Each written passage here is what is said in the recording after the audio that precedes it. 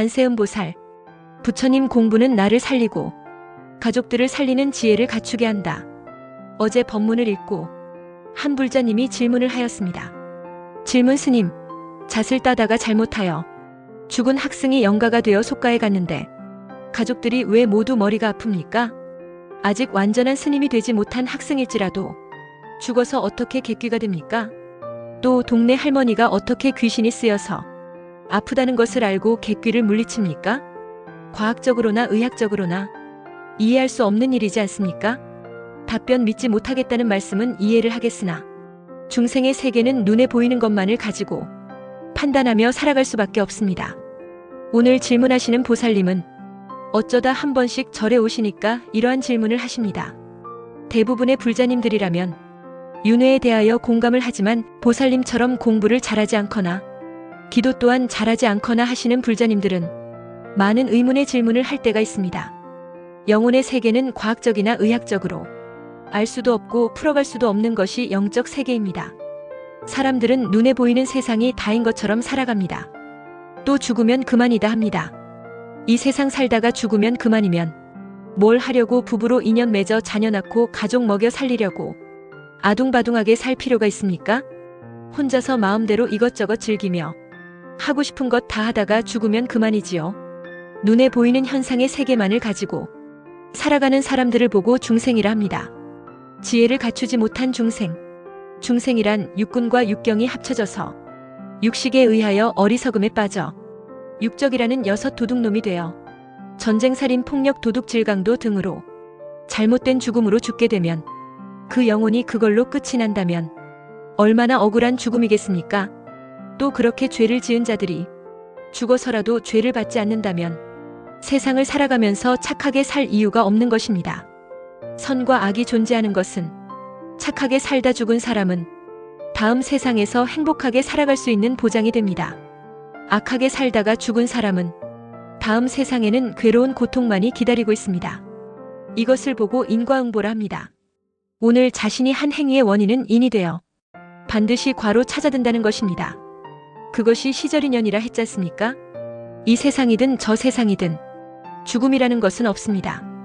영원히 살아간다고 해서 영원입니다. 죽음은 없습니다. 이것 몸뚱이만 없어질 뿐 정신세계는 인연 따라 영원히 살아가고 있습니다. 그래서 지옥에는 죽음이 없다고 했습니다. 지옥뿐이겠습니까? 육도윤회 선상에서 돌고 돌아가며 끝없이 태어나고 죽어가고 또다시 태어나면서 반복하고 있습니다. 그래서 부처님은 윤회를 끊어내는 방법을 알려주시기 위해 인간과 똑같은 모습으로 화신하시어 부처가 되는 방편과 비유를 들어 제도하신 것 중에 중생의 무명에서 보살의 지혜를 갖추라고 육바라밀 실천을 제시하셨던 것입니다. 삶과 죽음을 끊어내는 보살의 삶을 살다가 피 안의 세계에 안착하라는 것입니다. 이 세계는 태어남도 늙어감도 병이 드는 것도 죽음도 없는 영원히 살아가는 세상이라는 것입니다. 그러나 중생은 믿지 않습니다. 왜 믿지 않습니까? 눈에 보이는 것만이 다이기 때문이지요. 스님, 지옥을 봤습니까? 귀신을 봤습니까? 어리석은 질문을 합니다. 사막도는 지옥아기 축생을 뜻합니다. 지옥과 귀신은 보지 못해 못 믿겠지요? 그렇다면 축생은 보이고 인간들과 함께 살고 있으니 믿겠지요? 그렇다면 축생들의 고통을 보면 이해가 되겠습니까? 윤회라는 것은 자신이 어디에서 살던 간에 자신이 한 선과 악의 행위에 따라 천상인간 아수라 축생아기 지옥에 삶과 죽음이 거듭되는 것이 윤회입니다. 예를 든다면 가족 중에 아버지가 죽어서 손자로 태어나는 경우도 있고 죄를 지어 자신이 기르는 개나 고양이나 가축으로 태어날 수도 있다는 것입니다. 능엄경에 양을 기르는 사람이 양을 잡아먹은 죄가로 그 집 양으로 태어나 그 아들에게 잡혀 먹는다는 내용이 있습니다. 짐승이 죽임을 당할 때 소리를 내는 것은 야 이놈아, 내가 내 애비다 라는 소리라면 짐승을 함부로 잡아먹겠습니까?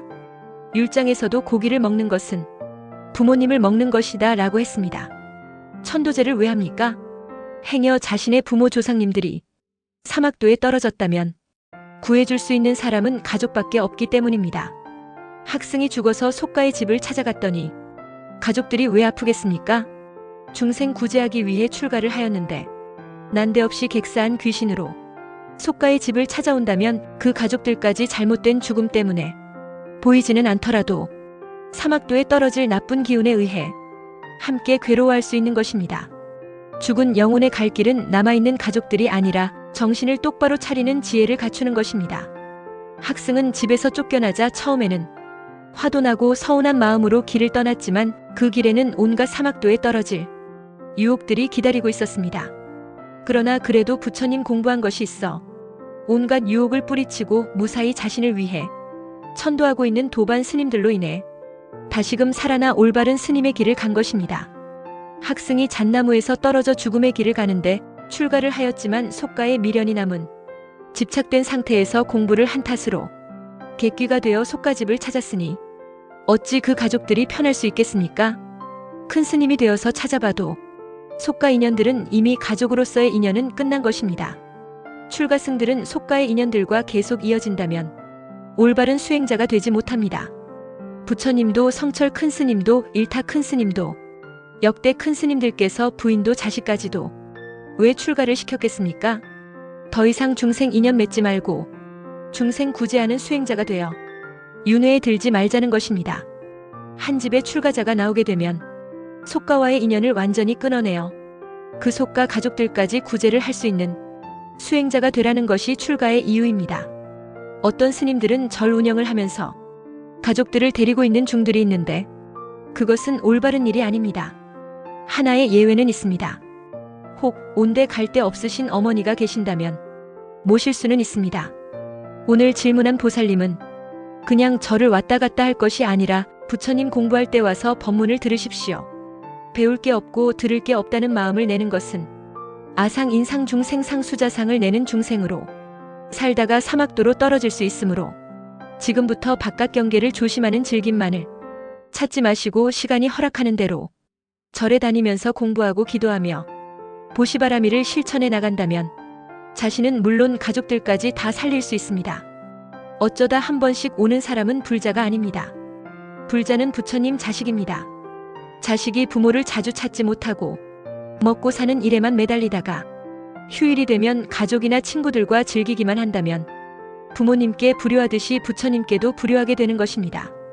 그러다가 어려운 일이 찾아올 때 부처님 한다면 아무리 자비하신 부처님이시라도 오냐 왔느냐 너의 어려움을 해결해 줄게 하시겠습니까? 집에서 열심히 기도합니다. 분명히 말씀드렸습니다. 기도만 한다고 다 해결될 것 같으면 기도하지 않는 사람 없을 것입니다.